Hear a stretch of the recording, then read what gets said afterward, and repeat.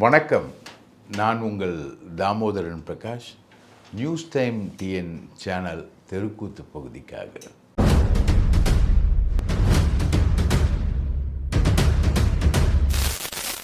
அதாவது அலிபாபாவும் 40 திருடர்களும் எம்ஜிஆரோட ஒரு படம். அதுக்கு முன்னாடி அது ஒரு கதை மாதிரி. இந்த 40 திருடர்கள் ஒரு அலிபாபா கூட இருக்கிறதுன்றது வந்து செம்ம ஃபேமஸ். அந்த கிரிஞ்சு காலத்துலேருந்து இவங்க சொல்லுவாங்கள்ல கிரிஞ்சுன்னு, ஓல்டு பழைய ஆளுங்களை, அதுக்கு முன்னாடி அவங்களுக்கே கிரிஞ்சாக அந்த காலத்துலேருந்து அந்த படம் இருக்குது.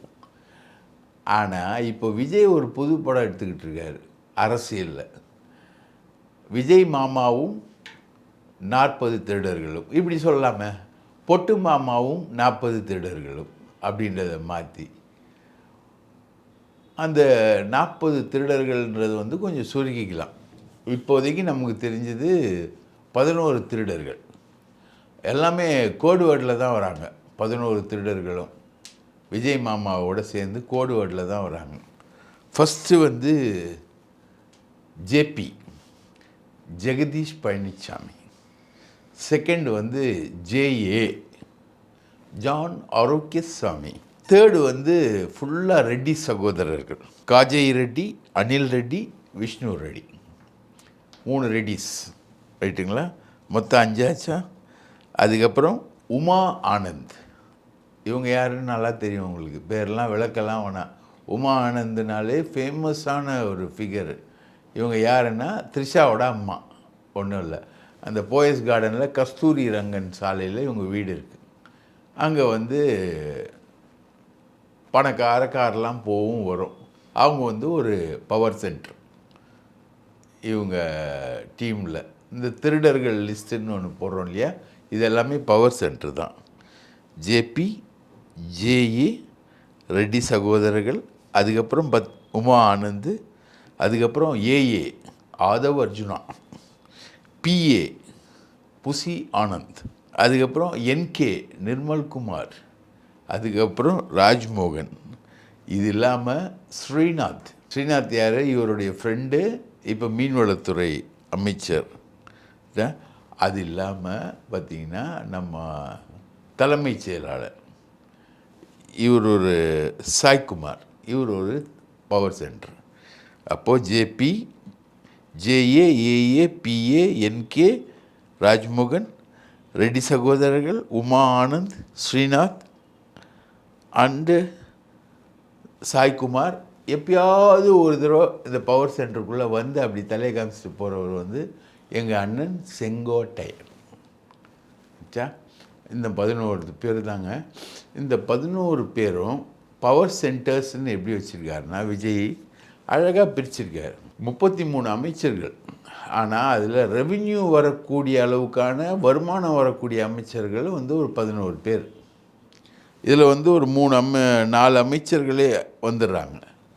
4 வந்து இதுக்குள்ளே வரும். மிச்சம் இருக்கிறவங்க எல்லாரையுமே மேனேஜ் பண்ணுறது வந்து ஃப்ரெண்ட்ஸ், விஜயோடைய ஃப்ரெண்ட்ஸ். இந்த ரெவின்யூ அப்போ டோட்டலாக உங்களுக்கு அரசாங்கத்தை கண்ட்ரோல் பண்ணுறது, அரசாங்கத்தில் வரக்கூடிய ரெவின்யூ, கான்ட்ராக்டு, கட்டிங்கு, போக்குவரத்து எல்லாத்தையும் பார்த்துக்கிறது யார்? இந்த டீம். இந்த 11 திருடர்கள் தான். முடிஞ்சு போச்சா? 11 ரெவின்யூ. மற்ற அமைச்சரவை எல்லாமே வந்து இப்போது ஸ்ரீநாத்தோட அமைச்சரவை கூட மீன்வளம் தான்.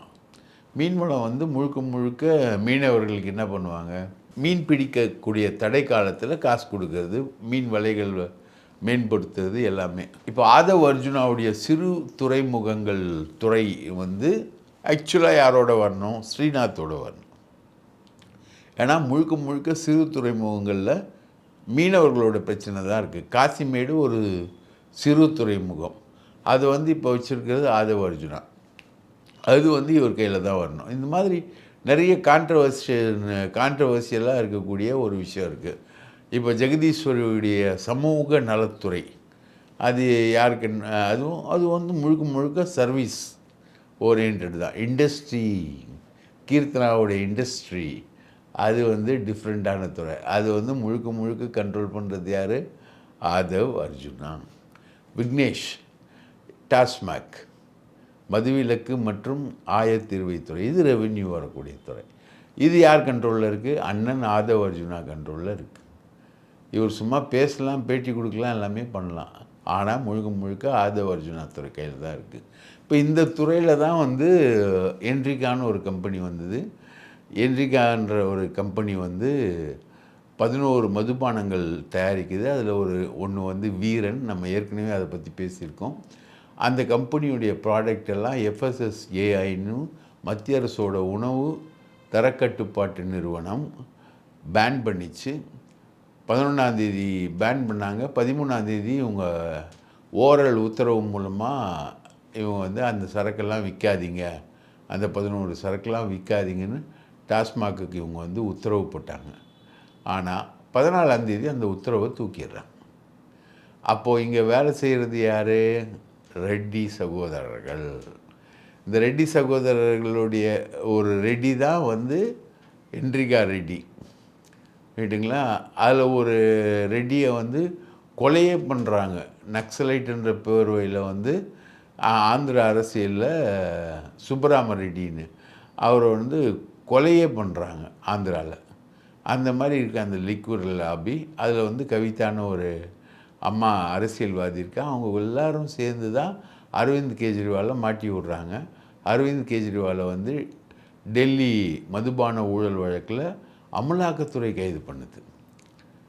இந்த மாதிரி எபிசோடுன்னு வச்சுக்கோங்க. இந்த ரெட்டி பிரதர்ஸ் வந்து பேசி அதை வந்து ரெடி பண்ணுறாங்க. அதுக்கு வந்து பல 100 கோடி ரூபாய் டிரான்சாக்ஷன் ஆயிருக்கு. கொஞ்சம் நஞ்சம் இல்லை, பல 100 கோடி ரூபாய் டிரான்சாக்ஷன் ஆயிருக்கு. அதாவது இந்த சரக்கு எல்லாமே அடல்ட்டர்டுனா நம்ம லாங்குவேஜில் சொல்லணுன்னா அடல்ட்டர்டுனா கலப்படம் செய்யப்பட்ட சரக்கு. அதாவது இப்போது இந்த வீரன் சரக்கு நீங்கள் அடிச்சிங்கன்னு வச்சுக்கோங்களேன், குர்ருன்னு ஏறும், உங்களுக்கு முழுக்க குர்ருன்னு ஏறும், டக்குன்னு இறங்கும். அந்த மாதிரி அந்த குர்ருன்னு ஏறுறதுக்காக செயற்கை ஆர்டிஃபிஷியல் செயற்கையை வந்து செயற்கையாக பலவத்தை வந்து சேர்க்குறாங்க. அந்த மாதிரி இவங்களுடைய சரக்கில் வந்து செயற்கையாக பலவத்தை சேர்க்குறாங்க. இந்த மாதிரி செயற்கையாக சேர்க்குறாங்களா, இயற்கையாக ப்ரொடியூஸ் பண்ணுறாங்களா, இந்த விஷயங்கள்லாம் எப்படி இருக்குன்றதுக்கு டெஸ்ட் பண்ணுறதுக்கு ஒரு தாசில்தார், எக்ஸைஸ் தாசில்தார் வந்து ஒவ்வொரு ஃபேக்ட்ரிலையும் இருக்கார். இவங்க வந்து பூந்தமல்லியில் ஃபேக்ட்ரி வச்சுருக்காங்க, ரைட்டுங்களா? அந்த ஃபேக்ட்ரியிலையும் வந்து ஒரு தாசில்தார் வந்து இருக்கார். அந்த தாசில்தார் வந்து சாம்பிள் எடுத்து அதை வந்து ஃபொரன்சிக் லெபார்ட்ரிக்கு அனுப்புவார். அதாவது போலீஸோட ஃபொரன்சிக் லெபார்ட்ரிக்கு அனுப்பிட்டு அங்கேருந்து கிளியரன்ஸ் கிடைச்ச அப்புறம் தான் இவங்க வந்து ப்ரொடியூஸ் பண்ணணும். இதுதான் வந்து சட்ட நடைமுறைன்னு வச்சுக்கோங்களேன். ஆனால் அந்த சட்ட நடைமுறையை வந்து இவங்க கடைபிடிக்கிறதே இல்லை. என்ரிகாவுடைய இந்த விதிமீறல்கள் எல்லாத்தையுமே வந்து டெஸ்ட் பண்ணணும்னு வச்சுக்கோங்களேன். 50,000 கோடி ரூபாய் ஆண்டுக்கு வருமானத்தை ஈட்டித்தரக்கூடிய டாஸ்மாக் நிறுவனத்துக்கு சொந்தமாக ஒரு டெஸ்டிங் லெபார்ட்டரியே இல்லை. அப்போது மத்திய அரசோட தரக்கட்டுப்பாட்டு நிறுவனம் வந்து உங்களுக்கு இது வந்து கெமிக்கலை வந்து மிக்ஸ் பண்ணுறான், மோசமாக பண்ணுறான் அப்படின்னு சொன்ன இந்த சரக்கு எல்லாத்தையும் அது வந்து வந்துடும். கோடிக்கணக்கான பாட்டில் வந்து உள்ளே வந்துடும். மொத்தம் ஒரு 11 சரக்கு, அது கோடிக்கணக்கான பாட்டில் வந்துடும். அதை வந்து ஒரு பர்டிகுலர் டேட்டில் சொல்கிறாங்க, 11ஆந்தேதி சொல்கிறாங்க. அது அப்போது 11ஆந்தேதி அந்த சரக்கு உள்ளே வந்துட்டுருக்கோம், 10ஆந்தேதி 8ஆந்தேதி அந்த சரக்கு உள்ளே வந்துட்டுருக்கோம். அந்த சரக்கெல்லாம் டாஸ்மாக் வந்து வெளியில் அமுச்சுதா? இல்லை. அதுக்கப்புறம் மத்திய தரக்கட்டுப்பாட்டு நிறுவனம் சொன்னதை திருப்பி சேர்க்குறாங்க, திருப்பி சேல்ஸுக்கு பர்மிட் பண்ணுறாங்க அவங்க. அதை 14ஆந்தேதி பர்மிட் பண்ணுறாங்க. 11ஆந்தேதி வரக்கூடிய அந்த உத்தரவு வந்து இவங்க 13ஆந்தேதி ஒரு ஆர்டர் போட்டு ஸ்டாப் பண்ணுறாங்க. 14ஆந்தேதி மறுபடியும் விற்க சொல்கிறாங்க. அப்போ இந்த ஒரு நாளில் அந்த நிறுவனம் தயாரித்த பொருட்கள் தரமாக இருந்ததா இல்லையான்றதை செக் பண்ணுறதுக்கு டாஸ்மாக் கையில் ஒரு லெபார்ட்டரி கிடையாது. இன்றைக்கி டாஸ்மாக் எம்டியாக இருக்கார் நந்தகுமார், அவர் வந்து யாரையுமே பார்க்க மாட்டார். பப்ளிக் வந்து 3 to 4 பார்க்கணும். அவர் ஐஏஎஸ் ஆஃபீஸர். அவர் வந்து யாரையும் பார்க்க மாட்டார். யூனியன் இருக்காங்க அங்கே, அந்த யூனியனில் தோழர்கள் இருக்காங்க. திருச்செல்வன் ஒரு தோழர் இருக்கார், அவர் ரொம்ப நல்ல தோழர். அந்த டீமையும் வந்து இவங்க பார்க்குறதே கிடையாது, கேட்டிங்களா? இப்போது ஏற்கனவே ஐஏஎஸ் அதிகாரியாக அங்கே இருந்த விசாகன் கிட்டேருந்து இவங்க ஸ்டேட்மெண்ட் வாங்கிட்டு போய் எல்லாத்தையும் பண்ணிகிட்டு இருந்தாங்க. அந்த விசாகன் வந்து அவரோட ஸ்டேட்மெண்ட்டையே டினை பண்ணிட்டார். இதெல்லாம் நம்ம நேற்றே பேசினோம். ஸோ இன்றைக்கி நம்ம புதுசாக சொல்கிற தகவல்னா, டாஸ்மாக்கு எந்த அளவுக்கு இருக்குது, அதே பழைய நிலமையில் தான் கண்டினியூ ஆகுது. அதே பழைய பர்ச்சேசிங் ரேட்டில் தான் கண்டினியூ ஆகுது. அப்போது போன ஆட்சியில் செந்தில் பாலாஜி ஊழல் செஞ்சாருன்னு நீங்கள் இப்போது வழக்கு போட்டிருக்கீங்களே, அந்த ஊழல் நடைமுறையை மாற்றுறதுக்கு நீங்கள் ஏதாவது செஞ்சீங்கன்னா இல்லை. எல்லாம் இந்த ரெட்டி பிரதர்ஸோட சேர்ந்து போய்கிட்டு இருக்கக்கூடிய ஒரு விஷயம். இன்னொரு விஷயம், அன்பில் மகேஷ் வந்து ஊழலில் மாற்றுறாரு. திமுக அமைச்சர், பள்ளிக்கல்வித்துறை அமைச்சர் இருந்தவர் ஊழலில் மாற்றுறாரு. இவர் வந்து இந்த காஜை ரெட்டி, இந்த ரெட்டியோட இவர் அந்த காலத்தில் இவங்க எல்லாரும் உதயநிதி, அன்பில் மகேஷ் எல்லாம் ஒன்றா சினிமாவில் இருக்கும்போது இந்த காஜை ரெட்டி வந்து இவருடைய ஃப்ரெண்டு. இவர் யாருன்னா, சவுத் இந்தியா பாட்லிங்னு சொல்லிட்டு இந்த கோகோகோலா பெப்சி கம்பெனி இருக்கு இல்லைங்களா, அந்த கம்பெனிகளுடைய ஒரு கோக் கம்பெனியுடைய இது ரா மெட்டீரியல் அங்கேருந்து வரும், பாட்டில் இங்கேருந்து பண்ணுவாங்க. இந்த கங்கை கொண்டான் பக்கத்தில், தாளையூத்து பக்கத்தில் ஒரு ஃபேக்ட்ரி வச்சு நடத்திக்கிட்டு இருக்கக்கூடிய ஆள் தான் இந்த காஜை ரெட்டி. இவரும் அன்பில் மகேஷும் வந்து அந்த காலத்துலேயே சினிமாவில் உதயநிதி இருக்கும்போதே க்ளோஸஸ். இவங்க எல்லாமே இவங்க விஜய் எல்லாமே ஒரு காமன் ஃப்ரெண்ட்ஷிப்பில் இருக்கும்பொழுது இந்த ரெட்டியும் அன்பில் மகேஷும் காமன் ஃப்ரெண்டாக இருந்தாங்க. இப்போ அந்த அன்பில் மகேஷை வந்து ஃபுல்லாக ஹேண்டில் பண்ணுறது இந்த ரெட்டி, ரைட்டுங்களா? அரசகுமார்ன்ற ஒருத்தர் 100 கோடி ரூபாய்க்கு மேலே ஊழல் பண்ணி மாட்டினாருன்னு சொல்லிட்டு அவரை பிடிச்சி ஜெயிலில் வச்சு, அவர் வந்து எனக்கு எல்லாம் தெரியாது, எல்லாமே அன்பில் மகேஷ் தான் ஒரு ஸ்டேட்மெண்ட் கொடுத்த பிறகும் அன்பில் மகேஷ் வந்து இன்னைக்கு வரைக்கும் கைது செய்யப்படவில்லை. அப்போது காரணம் இந்த காஜை ரெட்டி தான். இப்போ நம்ம வந்து 2 நாளைக்கு முன்னாடி அன்பில் மகேஷை பற்றி டீட்டெயில்டாக பேசினதுனால, முந்தா நாள் வந்து அவரும் ஸ்டாலினும் சந்திக்கிறது இல்லைன்னு சொன்னோன்னா, முந்தா நாள் வந்து ஸ்டாலினை பார்த்து ஒரு ஃபோட்டோலாம் எடுத்துகிட்டு அண்ணன் வெளியில் போயிருக்கார். அது ஒரு பிக்சர் மட்டும்தான் அன்பில் மகேஷ்து. ஸோ இந்த ரெட்டி பிரதர்ஸ் வந்து இதுக்குள்ளே ஆப்ரேட் ஆகிறாங்க. இந்த உமா ஆனந்தோட ஆப்ரேஷன் என்னன்னா, இந்த விஷயங்கள் எல்லாருமே, இந்த க்ளோஸ் சர்க்கிளில் இருக்கக்கூடிய எல்லாருமே இவங்களுக்கு வந்து இப்போ கோடிக்கணக்கான ரூபாய் வருமானம் வருது. இதெல்லாத்தையுமே ஹேண்டில் பண்ணுறது வந்து உமா ஆனந்த் அப்படின்றாங்க.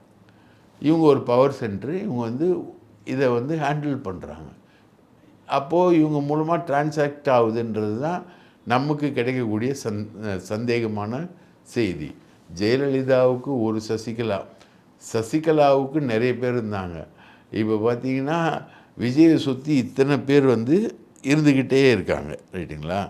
இப்போது செந்தில் பாலாஜி இவர் வீட்டில் இப்போ ரெய்டு, லஞ்ச ஒழிப்புத்துறை வந்து ரெய்டு ஆகிருக்கு. இந்த ஒயர்கள் தயாரிக்கிறதுல ஊழல்னு சொல்லி ஒரு புது ஊழல் வழக்கு போட்டிருக்காங்க.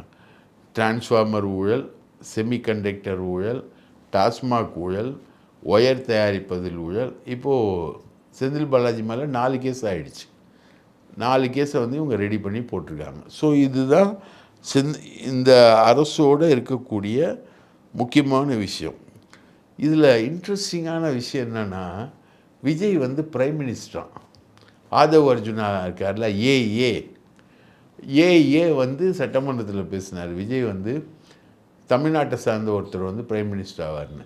இப்போ நார்த் இந்தியா ஃபுல்லாங்க எல்லா இடத்துலையும் வந்து பார்த்திங்கன்னா ரீல்ஸ் வந்து சுற்றுது. விஜய் வந்து தமிழகத்தில் பசுக்களை கொல்ல தடை விதித்து விட்டார்னு ஒரு ரீலு. பசுக்களை கொல்றதுக்கு எங்கேயா தடை விதித்தார் அவர்? ரைட்டா? அதுக்கு அ அதுக்கு கவுண்டராக வந்து நிறைய முற்போக்காளர்கள் வந்து ரீல்ஸ் போட்டுக்கிட்டு இருக்காங்க. அங்கே வந்து இன் கான்ட்ராஸ்ட் வந்து பீஃபுக்கு வந்து அவர் தடை விதிக்கவே இல்லை அப்படின்னு. அப்போ அது ஒரு ரீலு. 2வது ரீலு, பெண்கள் மீது யார் பெண்களுக்கு தொல்லை கொடுத்தாலும் சரி, அவங்க 8 வயசு குழந்தையாக இருந்தாலும் சரி, 18 வயசு பொண்ணாக இருந்தாலும் சரி, விஜய் வந்து ஸ்பாட்லேயே ஷூட் அவுட் பண்ண உத்தரவு போட்டார்னு இன்னொரு ரீல். இந்த மாதிரி ரீலெல்லாம் போடுறவங்களுக்கு எவ்வளோ சம்பளம்னு பார்த்தீங்கன்னா, ஒரு வீடியோவுக்கு 60,000. அதே மாதிரி இந்த ரீலெல்லாம் ப்ரமோட் பண்ணுற வேலையும் பண்ணுறாங்க. ஒவ்வொரு ரீலும் வந்து மில்லியன் கணக்கில் போகுது. இப்போ நான் சொல்கிற இந்த மாட கொல்ல தடைன்ற வீடியோ வந்து 10 மில்லியன் பேர் பார்த்துருக்காங்க. அதே மாதிரி அடுத்த இந்த பெண்களுக்கு எதிராக நடக்கிறவங்களெல்லாம் ஷூட் பண்ணுவார் விஜய் அப்படின்ற ரீலை வந்து ஒரு 10 மில்லியன் பேர் பார்த்துருக்காங்க. இவங்களுக்கு வந்து ஃபாலோவர்ஸ் வந்து மில்லியன் கணக்கில். இது வந்து நேபாள், பாகிஸ்தானு அந்த மாதிரி நார்த் இந்தியா ஃபுல்லாக போகுது. இது எல்லாமே வந்து விஜயை வந்து அடுத்து பிரைம் மினிஸ்டர் ஆக்கணும். ஆதவ அர்ஜுனா சட்டமன்றத்தில் பேசினார் இல்லையா, அதுக்கு அடுத்த கட்டமாக விஜயை வந்து பிரைம் மினிஸ்டர் ஆக்கணும்னு ஆப்ரேட் பண்ணுறது யாருன்னா ஜேபி யார்? ஜெகதீஷ் பழனிசாமி அண்ணன் காசு கொடுத்து ஆப்ரேட் பண்ணுறாரு. ரீல்ஸாக போட்டுக்கிட்டு இருக்காரு. பிரைம் மினிஸ்டர் கேண்டிடேட்டாக இவர் வரணும் அப்படின்றதுக்கான ஒரு முயற்சி வந்து இருக்குது. இவர் பிரைம் மினிஸ்டர் கேண்டிடேட்டாக வரக்கூடிய விஜயை வந்து மத்திய உள்துறை அமைச்சர் வந்து 2 தடவை அவர் டெல்லிக்கு போய் பார்க்கல. ரைட்டுங்களா? அப்போது அது ஒரு அசிங்கம் இல்லை? வருங்கால பிரைம் மினிஸ்டர் வந்து இன்றைக்கி ஒரு உள்துறை அமைச்சராக இருக்கக்கூடிய ஒரு ஆள், அவர் பதவி பறிப்போக போது அவர் வந்து வருங்கால பிரைம் மினிஸ்டரை பார்க்கலையா அப்படின்னும்போது, அவர் நேற்று சென்னைக்கு வர்றார் அமித்ஷா. இவர் என்ன பண்ணுறாரு, இவர் தான் நம்மளை பார்க்கலேன்னு சொல்லி ராஜ்மோகன் அனுப்புகிறாரு. ராஜ்மோகன் அனுப்பினோன்னா அங்கேருந்து ஒரு பம்பார்ட்மெண்ட் வந்தது. அவன் வரமாட்டானா என்னை பார்க்குறதுக்கு? அவர்னா அவ்வளோ பெரிய ஆள் ஆகிட்டாரா? ஒழுங்காக வந்து பார்க்க சொல்லு அப்படின்னோடனே அண்ணன் எல்லாத்தையும் ஈவினிங் மூடு தான் தெரியல. 6 மணிக்கு மேலே ஆட்டோ ஓடாது. 6 மணிக்கு மேலே ஆட்டோ ஓடாத மூட்லேருந்து எல்லாத்தையும் கழிச்சிட்டு நேரடியாக மகாபலிபுரம் போய் அண்ணன் போய் உட்காந்து அங்கே எல்லோரும் டின்னர் சாப்பிட்றாங்க. அந்த டின்னரில் வந்து முதல்வர்கள் டின்னர் சாப்பிட்றாங்க. அந்த டின்னரில் வந்து இவர் கலந்துக்கிட்டார். அமித்ஷாவை 10 நிமிஷம் சந்தித்து பேசியிருக்கார். அமித்ஷா சொன்னது இதுதான் கேட்டகாரிக்கலா, நீ வந்து காங்கிரஸை உள்ளே வச்சு ஒரு மினிஸ்ட்ரி வச்சுருக்க, என்ன நீ யார் கூட வேணால் அலையன்ஸ் வச்சுக்கோ, வர பார்லிமெண்ட்டு தேர்தலில் திமுகவோட அலையன்ஸ் வச்சுக்கோ, அதிமுகவுடைய அலையன்ஸ் கூட வச்சுக்கோ, காங்கிரஸ் மட்டும் ஒத்துக்க முடியாதுப்பா. நாங்கள் காங்கிரஸ் முக்து பாரத்னு இந்தியா முழுக்க கேம்பெயின் பண்ணிகிட்ருக்கோம். நீ வந்து 67க்கு அப்புறம் காங்கிரஸ் பங்கு பெறக்கூடிய அமைச்சரவையை நீ கூட வச்சுக்கிட்டு வந்துக்கிட்டு இருக்க, ஒழுங்காக காங்கிரஸை கழட்டி விட்டுரு அப்படின்னு சொல்லியிருக்கார். வார்ன் பண்ணியிருக்கார், எச்சரிச்சிருக்கார் அண்ணன். அதான் வருங்கால பிரைம் மினிஸ்டரை வந்து இன்றைக்கி ஹோம் மினிஸ்டராக இருக்கவர் வந்து எச்சரிச்சிருக்கார். இவர் வந்து காங்கிரஸ் பற்றி எந்த கமிட்மெண்ட்டும் சொல்ல, கழட்டி விடணுன்றதும் இவர் சொல்லலை. இவருக்கு என்ன கால்குலேஷன்னா, இவருக்கு இந்த மைனாரிட்டி, இந்த முறை வந்து மைனாரிட்டி வாக்குகளில் வந்து ஆர்சி கிறிஸ்டியன்ஸ் அவங்களும் முஸ்லீம்களில் வந்து இந்த பெண்கள், இளம் பெண்களும் இளம் பசங்களும் வந்து ஓட்டு போட்டிருக்காங்க. காங்கிரஸை கூட வச்சுக்கிட்டா இன்னும் கொஞ்சம் அந்த மைனாரிட்டி ஓட்டுகளோடு வாங்கிடலாம், நம்ம முழுசாக வாங்கிடலாம் அப்படின்றது இவரோட கால்குலேஷன்.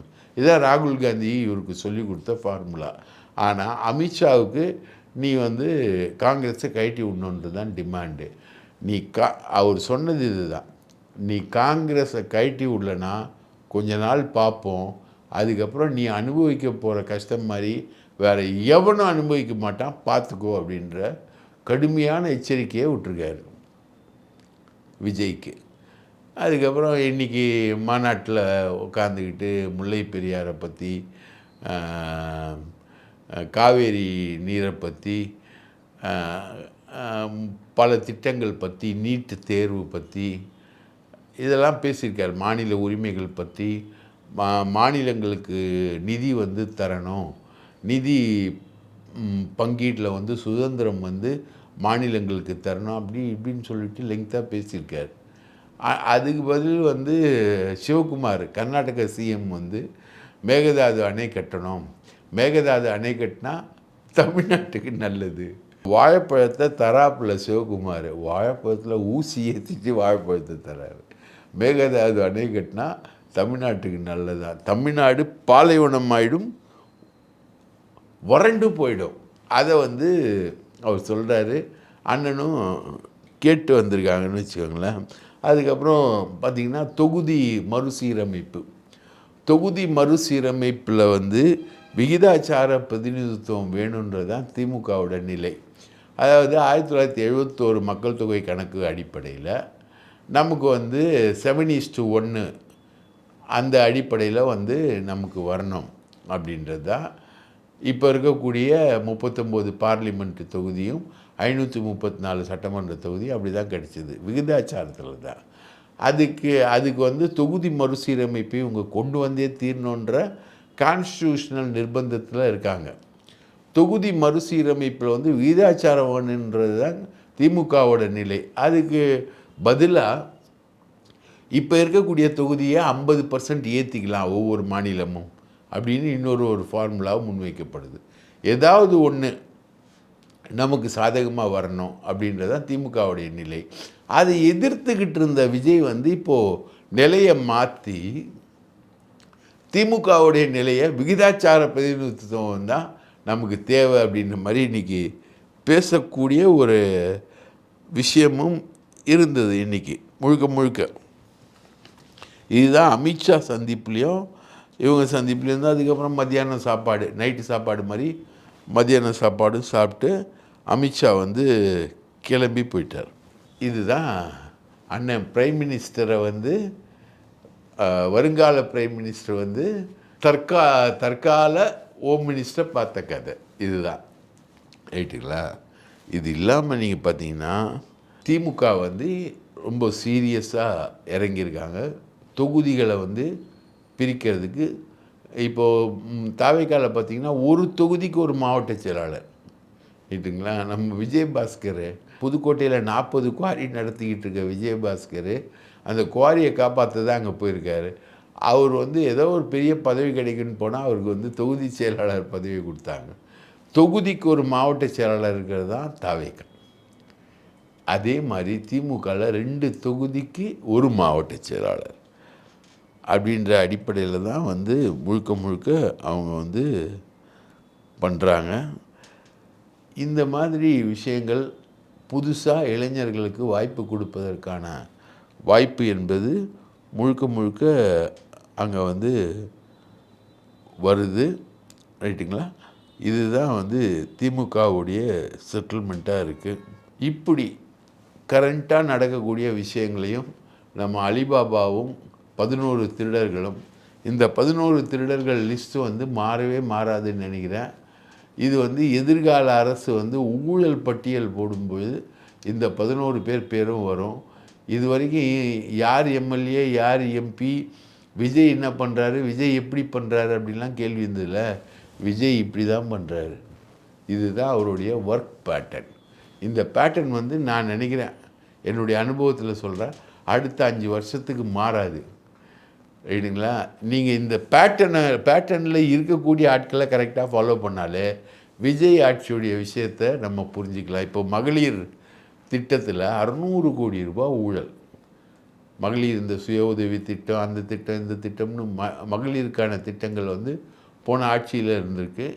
அந்த போன ஆட்சியை வந்து ஆராய்ச்சி பண்ண ஆடிட்டர்கள் வந்து 600 கோடி ரூபாய் ஊழல் கண்டுபிடிச்சிருக்காங்க.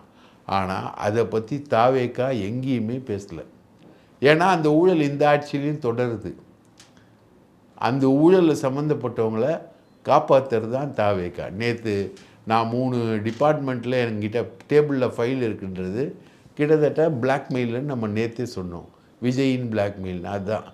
அதே மாதிரி இந்த மகளிர் திட்டத்தில் 600 கோடி ரூபாய் ஊழலில் ஈடுபட்டவங்களை காப்பாற்றுற வேலையை வந்து விஜய் அரசு பத்திரமாக செய்யுது, ரைட்டுங்களா? இதுதான் இன்றைய செய்தி. நன்றி, வணக்கம்.